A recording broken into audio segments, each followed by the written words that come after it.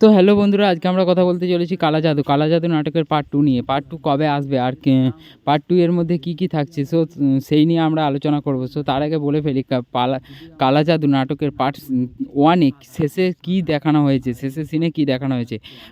কালা জাদু নাটকের শেষের সিনে কিন্তু দেখানো হয়েছে যে রোহান, মানে কালা জাদু নাটকের নায়ক রোহান কিন্তু জ্যোতিষীকে সিঁদুর পরিয়ে বিয়ে করে নেয়। আর তারপরেই কিন্তু তার যে কালা জাদু ভূত, যে নায়িকা যে মাম্পির আত্মা কিন্তু একদম সরাসরিভাবে শেষ হয়ে যায়।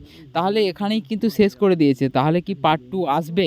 হ্যাঁ, অবশ্যই। এই কালা জাদু নাটকটা কিন্তু 8 দিনের মধ্যে 10 মিলিয়ন অর্থাৎ 10 মিলিয়ন ভিউজ যেহেতু ক্রস করেছে, যদি কালা জাদু নাটকের পার্ট 2 আসে অবশ্যই মানুষ দেখবে, অবশ্যই দর্শক দেখবে। কারণ এই নাটকটা যেহেতু 8 দিনের মধ্যে 10 মিলিয়ন হয়েছে, তবে এর পার্ট 2 আসলে অবশ্যই মানুষ দেখবে বা দর্শক দেখবে।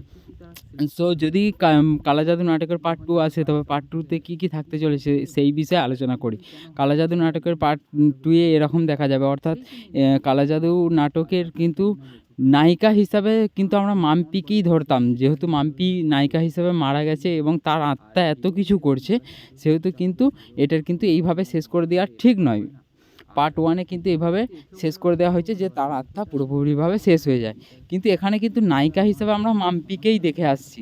এবারে যদি নায়িকা কিন্তু মাম্পিকে দেখে আসছি আমরা দর্শক, এরপরে দেখো জ্যোতিষীকে বিয়ে করলো, অর্থাৎ তান্ত্রিককে যখন বিয়ে করছে রোহান, তান্ত্রিককে যখন বিয়ে করছে, তান্ত্রিক কিন্তু নায়িকা ছিল না বা নায়িকা হওয়ার কথা নয়, এরপরেও কিন্তু তান্ত্রিককে বিয়ে করেছে। আর অবশেষে কিন্তু মাম্পির আত্মা কিন্তু একবারে পুরোপুরিভাবে গায়ক হয়ে যায়, অর্থাৎ শেষ হয়ে যায়।